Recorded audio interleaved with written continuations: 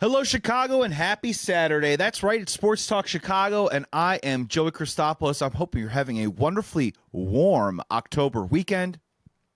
I'm having a great week. This is fantastic. Now, I'm going to do the best I can to dive into the Chicago Cubs, because as of right now, you're listening to this as we normally are on Saturdays from 8 to 9 p.m.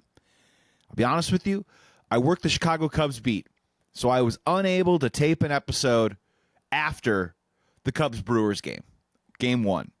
You already know the results of that game. There's no getting around it. So you're going to have to give me a little grace here and provide me a little space, because I am going to look back a little bit. I do want to look forward to the series, but I just got to get a couple things off my chest regarding the Chicago Cubs and how I feel about this team right now. Chicago Cubs won 92 games, and for a 92-win season, for a lot of people, it wasn't easy, wasn't pretty. For some, they thought it got a little ugly at times. There was a stretch in August where the offense just simply, let's put it this way. And here's what was difficult about the Chicago Cubs this year, is they got up to such a hot start in the first 2 months of the year. That offense looked so good and was at a pace that, frankly, was on the track of being historic. That I think Cubs fans and even myself, we got ahead of ourselves a little bit. So when they came back down to earth after the All-Star break, it felt like rock bottom. But the funny thing about this team, and why I'm bringing that up right now, is that even when it felt like rock bottom for the Chicago Cubs, they were still playing .500 baseball. They went from the top three offense to somewhere middle of the pack. It never got to below average or at the bottom of the league. And that's important to remember. For this Chicago Cubs team, the highs can be incredibly high and the lows aren't as low as you think that they are. And so they walked into this wild card round against the San Diego Padres, and they walked into it eyes open. The Chicago Cubs fans walked into it eyes open. I think everybody knew that the Padres bullpen that they loaded up on at the trade deadline, they had the advantage. They were better than the Chicago Cubs. And the Cubs, to their credit, grinded that series out.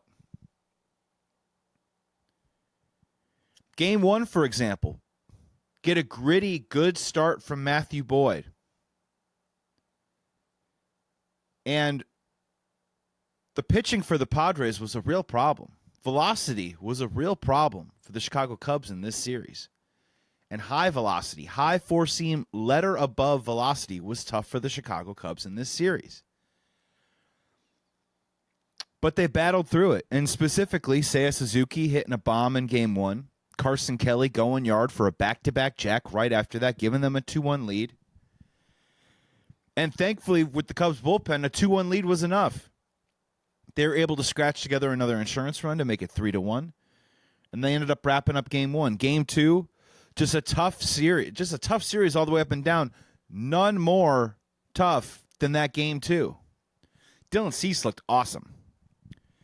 Former Cub, former White Sox, Dylan Cease, pending free agent, who's had definitely a rough year.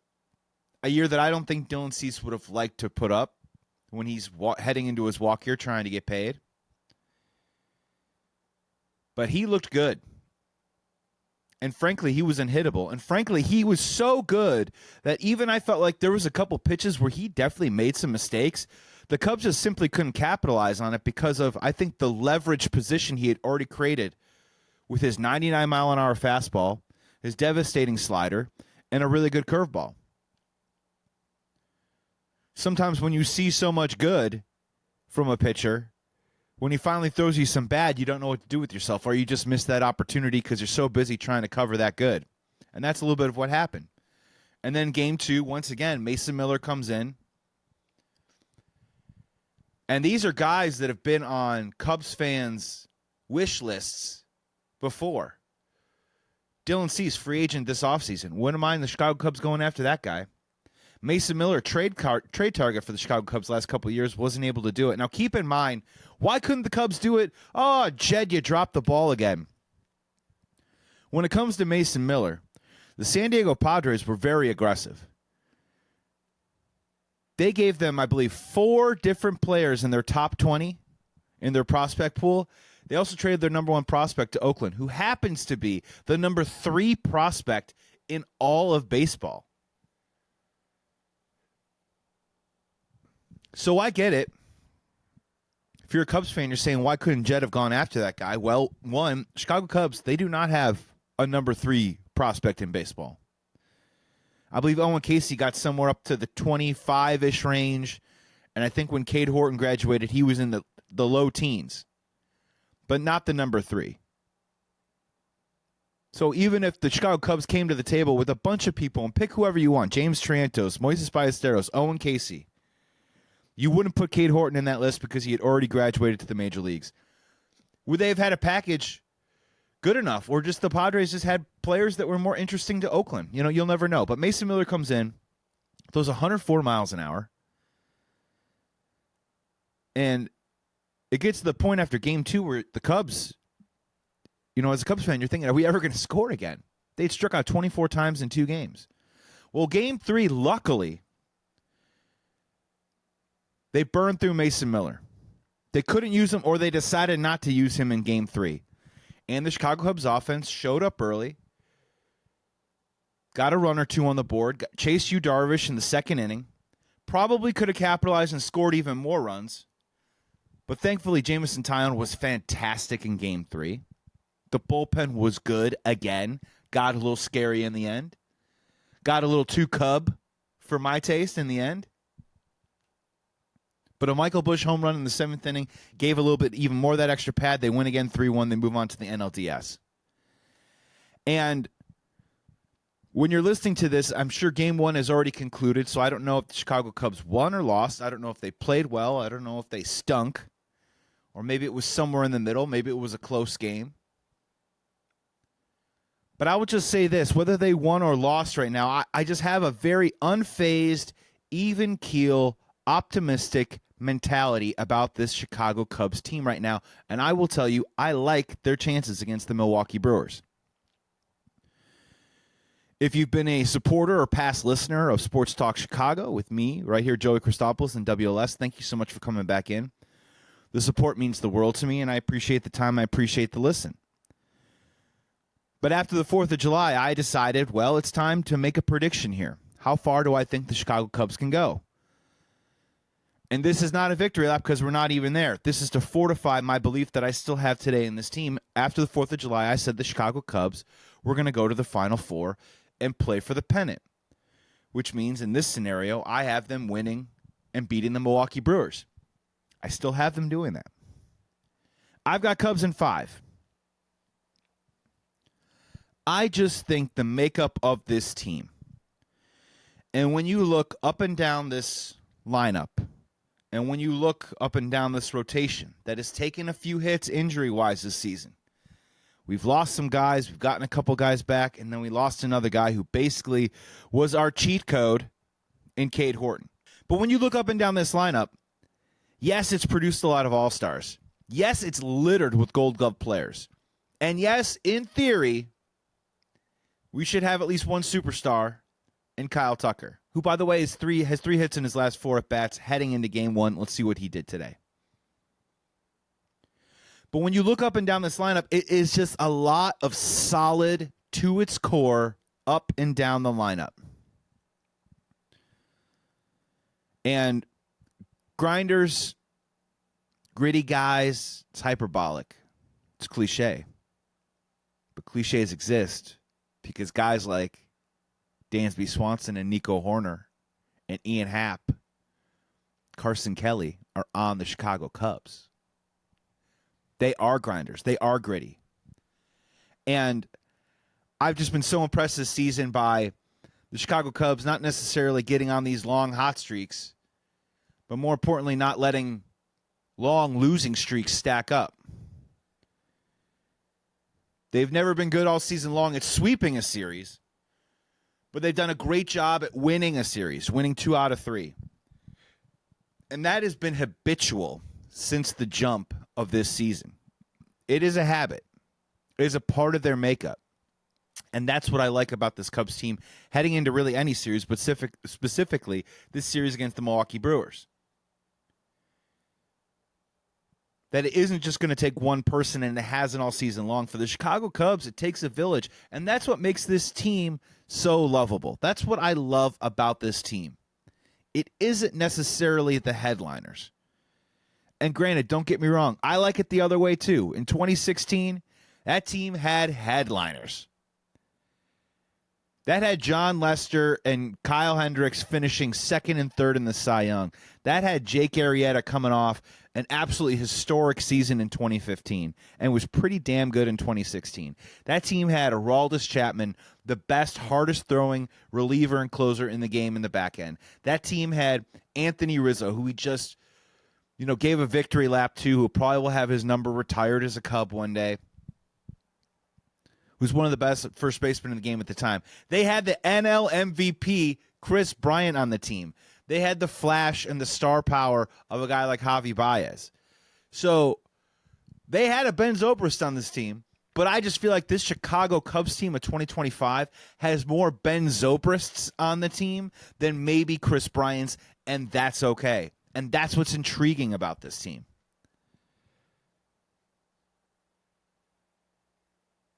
This team is built to withstand one of those longer series. Do they have the talent to do it? Yes. But in the playoffs, we know it all comes down to execution. And the Chicago Cubs against the Padres weren't perfect with their execution, but they were good enough. And the good enough got them to where they are. The elite part might also get them to where they want to go. And that's their defense. Their defense was elite and fantastic. Walking into the series, you crunch the numbers. I did it on the show last week. The San Diego Padres are a very contact-driven team. They don't hit a lot of home runs, but they put the ball in play a lot, and that gives them an opportunity to get some traffic on the base paths and set things up for guys like Manny Machado. Well, the Chicago Cubs, their pitching staff didn't exactly strike out a ton of guys like the San Diego Padres did, but they were able to induce a lot of contact. And with that contact, guys like Dansby Swanson had an absolutely fantastic series. And I'll tell you this right now, and I did it on another show, but I truly believe this, is that, look, being a Cubs fan is a very special, wonderful thing. And I feel blessed and grateful just to be born here in Chicago and to be able to go to school, get off the bus when I was young, come home, and the Cubs are in the 6th and 7th inning, and no offense, back then, that's probably when the Cubs would blow the game, blow the lead. And I got to grow up in that world, in that Wrigleyville world, with Harry Carey and eventually Sammy Sosa, eventually Mark Pryor and Kerry Wood, eventually that 07-08 team with Lou Piniella, and then, of course, the 15, 16, 17 team with the Cubby Core. And now we're back here with this. And when I mention all those teams, right, you immediately think about certain players. And those certain players then become legends in Cubs history. And there's a lot of guys that have worn the uniform, but there aren't a lot of guys that you put aside and you say, that guy's a Cub for life. Or, hey, 15 years from now, remember when that Cub did that? And I will tell you, this wild card round, for me personally, Dansby Swanson officially became a Cub, in my opinion. And it's his third year. I think it's been his best year as a Cub. Signed a $184 million deal. He's the highest paid player on the team. At the time,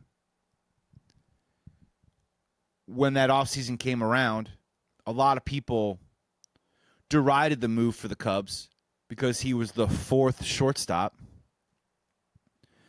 And there's people that have been critical of Dansby Swanson, and rightfully so.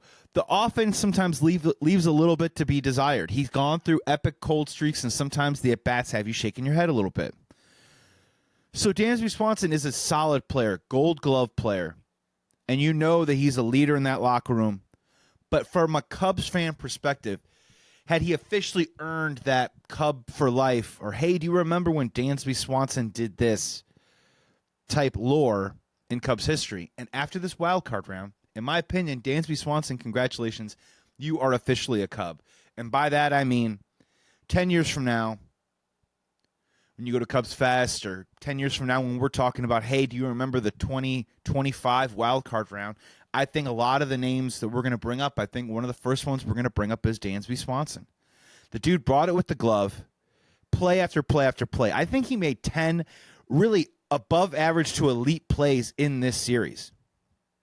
In game one alone, making a diving stab with the runner on third, so the runner on third couldn't try and score, getting the out at first. Coming up with big double play, knocking down liners, throwing guys out, and then getting some hits and scoring that insurance run in game one. He did it all in the series. And Dansby Swanson, man, I salute you. I think we're going to be talking about you for years to come, not just the fact that you were on the Cubs, not just the fact that you signed some contract. Oh, yeah, that guy, he won some gold gloves, but that guy who showed up in one of the biggest moments of this season, and maybe if this becomes season with the word special in front of it, you will look back and say, man, Dansby Swanson, what a great Cub. Thanks for everything, Dansby. You played great in that wild card round. Let's see more of it. And I think he's in that stratosphere now. And he is the captain of that defense. And with those shadows, with those games 1 and games 2 being at 208, with those shadows, a routine play was not an easy play out there. So credit to Ian Happ. Credit to Pete Crow-Armstrong, who made all the routine plays, but he made a couple plays that only Pete Crow-Armstrong can make look so easy. And then in the first inning, to get that crowd rolling in game 1, makes a nice sliding catch. He showed up. Nico Horner did what Nico Horner does. Carson Kelly, if you want to talk about how good the pitching was, especially the bullpen for the Cubs, you can't do it unless you also mention the catcher. Chicago Cubs held the Padres to 5 runs in only 3 games. Carson Kelly, it's a two-way street, is a big part of that. And then, of course, I think the entree of this, the big surprise, but the most pleasant surprise, is Seiya Suzuki. Seiya Suzuki, a player who, bar none, before Kyle Tucker was on the team, ask any person on the Cubs, I think that they would tell you that they thought Seiya Suzuki was the most talented offensive hitter on the Chicago Cubs. And Seiya Suzuki, really playing his first healthy season in a Chicago Cubs uniform, played 150 games, walked into the All-Star break with 74 RBIs. Holy cow, Seiya Suzuki is going to have a monster season. Well, he did not. He had a really rough second half. Only finished with 102, I believe. So only 28 RBIs in the second half of the season. Really struggled. But 8 or 9 of those RBIs, no joke, came in the last 4 or 5 games of the season because Seiya Suzuki got hot. And thankfully, Seiya Suzuki carried that into this wild card round. Home run in game 1. Smoking doubles in game 2 and game 3. The guy who barreled up the baseball against some of the higher velocity that you're going to see, some of the better pitching that you're going to see. And that should bode really well for the Chicago Cubs because Seiya Suzuki is locked in right now, and I think he's prepared and ready to carry it over to the next series. So it's all sitting out there in front of them. On the other side of the break, I'm going to talk a little Chicago Bears, but I'm going to talk Cubs and Brewers. But if you're a Cubs fan right now, just buckle up and get ready because they got a real good shot at this. And it might not be pretty. And if you remember that 2017 series against the Washington Nationals, that's a little bit of what this series feels like to me. And it's going to be knocked down, drag out, 12 rounds, to the point where you might say to yourself, by the end of this series, the Brewers and Cubs might have their tongues wagging a little bit, right? Might be that scene in Rocky when both eyes are closed shut and they just kind of slump down and wrap their arms around whoever because they did everything they could to go back and forth. I hope I'm wrong. I hope the Chicago Cubs offense shows up and it simply is just too much for the Brewers, but I just have a feeling that this is going to be one of those longer series. So I'm thinking Cubs in 5. On the other side of the break, I'm going to tell you a little bit why, talk a little bit about the Milwaukee Brewers, talk more about the Chicago Cubs, and just sprinkle in a couple thoughts about the Chicago Bears. I know they're not playing this week, but why not? We always love talking Bears. You're listening to Sports Talk Chicago right here on WLS AM 890. Chicago Cubs, now to be very fair, I'm trying to be transparent here. I now cover the Chicago Cubs full-time outside of WLS AM 890, so I wasn't able to do a episode after Game 1 today. So we're probably about 3.5 hours removed from Game 1 of Cubs Brewers, so I do not know the result, so forgive me. But I do want to talk about the series as a whole and talk about some of the things that I like, some of the things that scare me, and we can sort of figure out what's going on. So I want to talk about the Milwaukee Brewers at first. Now, look, you can't take away that they had a great season, right? There's a lot of components that confuse me, that vex me. But I think bottom line is that the Milwaukee Brewers always have really good pitching, and they have just enough hitting to be dangerous. You look at their pitching, and it's been pretty impressive. And, of course, the guy who started today, Freddie Peralta, I don't know how he did, but he won 17 games. The other guys you're probably going to see is Quinn Priester, who went 13-3. Just pulling it up right now, 3.32 ERA, 1.24 whip. Really good season, but again, doesn't strike out a bunch of guys, 7.6 per 9 innings. Do we see Jose Quintana at some point this series, 3.96? Probably have to.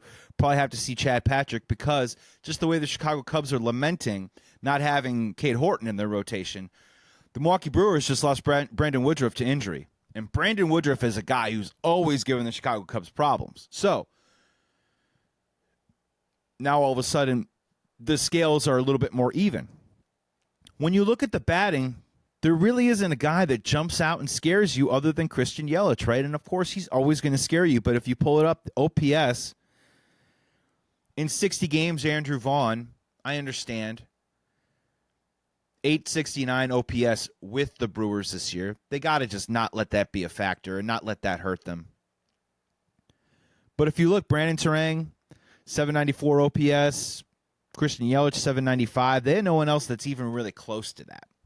Chicago Cubs have several of those players. Now, for reference, anyone that's curious, over 700 OPS, which is on-base percentage plus slugging percentage. If you're over 700, that is the league average. So anything over that, once you get into the 750, 760 area, that's when you can say to yourself, you're an above-average player. When you start getting to the low 7s to the low 8s, that's when you can say to yourself, maybe you're a fringe all-star. And when you're in the 9 category, that's when you are in the superstar. Just for reference, just for funsies here, let me see if I can, hold on.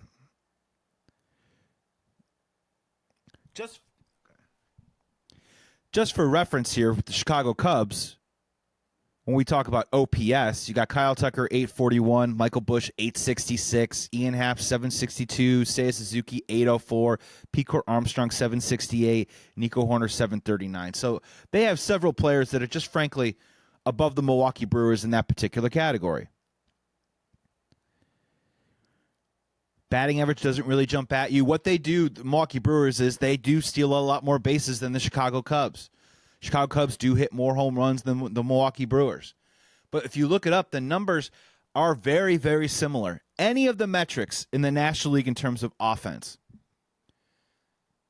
and even recently, even through September, when you look it up, it really comes down to 4 teams offensively. And it's typically in any order, whatever category it is. It could be steals, base hits, walks, doubles, home runs, on-base percentage. It's usually these same 4 teams. The Dodgers, the Phillies, the Brewers, the Chicago Cubs. Guess who is left in the National League? Those 4 teams. And the other part about it is you're trying to say to yourself, well, where are the advantages? I don't know how many advantages either team really has. They've played each other so many times this year. And it's not like there's a crazy home field advantage one way or the other. If anything, you can maybe make a compelling argument that the Chicago Cubs would have an advantage because probably more Cubs fans would buy tickets in the Brewers stadium than Brewers fans would be able to buy tickets at Wrigley. But really, it's kind of a wash. I know we like to throw around Wrigley North, but it will be a playoff series. I'm curious to see how many Cubs fans actually get the opportunity to sneak in there. I'm imagining Brewers fans are jacked up and juiced for this series. So it is going to be a nail-biter. It's going to be really close. So what are the keys, in my opinion? And the calling card for the Chicago Cubs all season long has to be one of those keys. This has to come down to offense for the Chicago Cubs. And again, I did it in the Padres series. They didn't hit the number once, yet they still won the series. So I'm going to double down and go back to the well on this. The magic number is 4. 4 runs scored. You give me 4 or more runs scored, I like our chances to win in this series. I feel like at some point, and maybe it's already happened in game 1, there will have to be a game when you're going to have to score 7 or 8 runs. Chicago Cubs can do that. And there's 2 players specifically that I'm really kind of drilling in on here to say, can they be difference makers? Michael Busch, he's had a good series. Nico Horner had a good series. Seiya Suzuki had a good series. Carson Kelly had a good series. Dansby Swanson had a good series. Matt Shaw, he's a rookie. I understand what people might want from him, and yeah, the at-bats have been pretty ugly, but he's a rookie right now playing in the postseason. Whatever he gives you offensively, I think is just gravy. You need him to play elite defense at third, and then when he comes up, can he execute a bunt? Can he do the right thing to move the runner over? That's the stuff that I'm going to be looking for. Him giving you production at the 9-hole. I'm just trying to be reasonable here. I know Matt Shaw probably has some brighter days ahead. I think he will be a very solid, maybe above average offensive hitter in the next couple of years. It just isn't happening right now. Just because we are in the playoffs doesn't mean that you can suddenly jam and accelerate development into a kid that simply hasn't developed yet. You know, he's had some good little spurts here and there, but the consistency has just been a huge factor. And in terms of him covering the outside of the plate against the Padres, he did a really poor job. So there are 2 guys that I'm looking at. The first guy is Crow-Armstrong. Now, I've been on this since the jump, and I haven't been quite rewarded yet, but I'm just sticking with it because I just believe in this very aspect. Crow-Armstrong, the first 2 games of the series, struck out 5 times, I believe, in 7 at-bats. Not great. But came back in game 3, picked up 3 hits.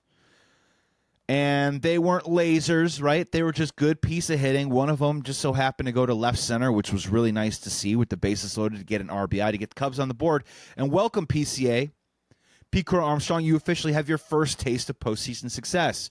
Don't let it go away.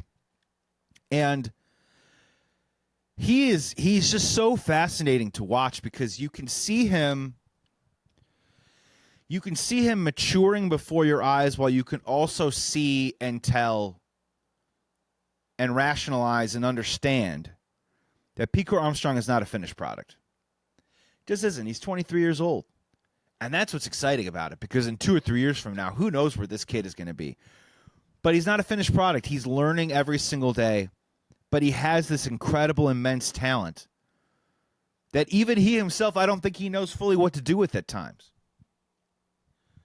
And you would think that in the playoffs it would be overwhelming for a guy who's so passionate and emotional and energetic, and maybe in the first 2 games offensively, that's what happened. But I really love what Crow-Armstrong said after game 2, that when they asked him about his offense in the locker room, he didn't talk about his offense. He said, well, look, my job right now is to simply play center field, acknowledging that he wasn't getting it done at the plate and that what the team needs from him right now is to play great center field. And I thought it was a great answer.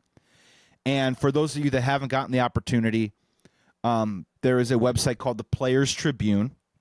I believe it's still free.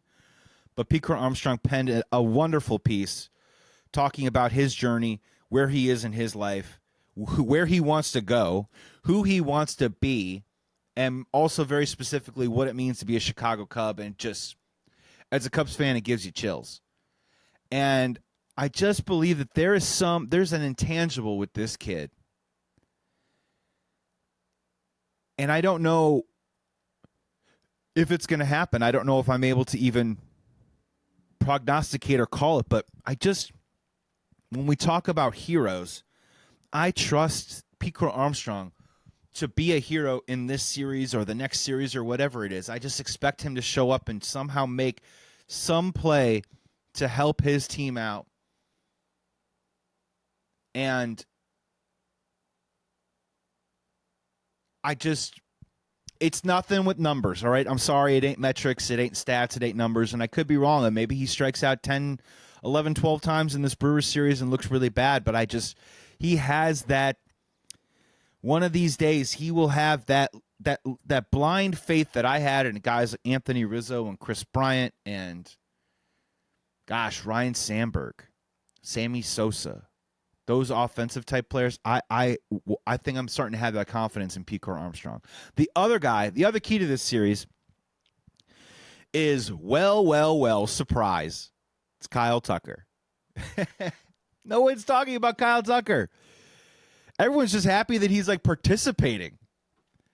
I mean, this guy is supposed to be your superstar. And I'm praying and hoping right now you're listening to this episode after Kyle Tucker hits 2 bombs. Or maybe you're listening to this episode after Kyle Tucker has 3 Ks. But I just feel like he's gotten through the last week or so. Doesn't seem to be getting worse with the calf injury. I don't know if it's getting better. I think he's going to have to continue to hit DH. And when we talk about early on in this season of Kyle Tucker being a factor, of him permeating throughout the lineup and creating offense just by what he does at the plate and the presence that he has and the type of pitches that the opposing pitcher has to throw him. And then once he's on base, how they have to approach the next hitter and setting up opportunities for others. That's what we need to see from Kyle Tucker. We need to see the bar none best offensive player on our team have a good series. We need to see a guy who came into this year that over the course of 3 seasons, the last 3, he was a number 8, number 9 hitter in baseball, among the elites. And it's time for this guy to show up and make it happen. Now's the moment. And look, I don't care. People like to have this conversation of, well, how much money is he losing? How much money can he make in the postseason? Whatever it is. The dude's going to get paid a lot of money. I promise you. And I just think in this series against the Milwaukee Brewers, this is one of the keys. This is big stuff. This is very big at me. This is deep, deep thinking. We need our best hitter, our best offensive hitter, to show up in the series. I don't think I'm asking for much. And frankly, it's something that the Chicago Cubs haven't had for 2.5 months now. But in the end, I got the Chicago Cubs in 5. And when it comes to Milwaukee, guys, if you're listening to this, I don't know if the frequency on WLSA 890 gets up there. I mean, forgive me. That's my ignorance. And if you are listening, Milwaukee, hi. It's us, the Chicago Cubs. Oh, yeah, that's right. Hi, hello. You won your 3rd straight division title. Oh, wow, what a cool stat. Super fun. Well, this is the playoffs now, okay? And the Chicago Cubs, we are coming for you. And you can't lean on whatever it was. When you went 28-4 in July and August and you won the World Series in August. Congratulations. That was a while ago. Chicago Cubs are playing better baseball now. They're a better team. They are a better team right now than they were when they played you and took 3 of 5 in that 5-game series. I get it. We don't have Cade Horton. Maybe we get him back. Maybe we don't. It's fine. We've got the bullpen ready to roll. We've got starters willing to at least keep us in the game, and we do have an offense that has looked its very best since June. So buckle up. Your manager can talk about how your team is like a junior college all he wants to. He can read you letters from former presidents about what and whether they're real or not. I don't even know what's going on up there in Milwaukee. But as a Chicago Cubs fan, I feel really good about this series coming up. And I think at the end of the day, I think the offense, check over on the Milwaukee Brewers. Starting pitching, I'm going to give it to the Milwaukee Brewers on this one. Freddie Peralta is really good. We don't have Cade Horton. Check on that. Defense, Chicago Cubs, check. Bullpen. Now, this is funny because the Milwaukee Brewers also have a very good bullpen. But what I just saw the last 3 days, even Brad Keller aside, I'm giving the Chicago Cubs the edge in that. Check. And now the manager part. Pat Murphy versus Craig Counsell. I don't know who to give the advantage to. I think I want to watch this thing play out because we'll know a lot by the end of this series. Craig Counsell, the manager of the Milwaukee Brewers, a guy that we rooted against for many, many years. And Jed Hoyer seeking a window of opportunity, goes out and sort of steals Craig Counsell in the middle of the night, makes him an $8 million a year manager on a $40 million deal. And this is what Jed Hoyer envisioned. Craig Counsell working the bullpen, winning a playoff round, and now in the division series against, guess who? His former team, the Milwaukee Brewers. At the conclusion of this series, are we going to have some sort of definitive answer on whether Jed was right or wrong about bringing Craig? Are we going to have a definitive answer if Craig was right or wrong about choosing the Chicago Cubs over the Milwaukee Brewers? I don't think so. The Cubs could honestly sweep, and it still doesn't do a lot for me. Maybe it'll do more for the Milwaukee Brewers. If we got swept by the Brewers, I'm not going to say, oh, man, that's Craig Counsell for you, or we picked the wrong guy. It should have been Pat Murphy. I'm not going to feel like that at all. That's a player's thing. And honestly, the manager thing is fun. It's cool, Pat Murphy versus Craig Counsell, but really it's a storyline, and it's something that I think us fans are kind of making up because, frankly, now it's been 3 seasons. It's been a while. Or, it's been multiple years. And I just don't even know if it matters anymore. But a lot of intriguing stuff here, and these two teams know each other really well. This is shadow boxing, right? And that's why I think it's going to be a deep series, and that's why I think it's going to be Cubs in 5.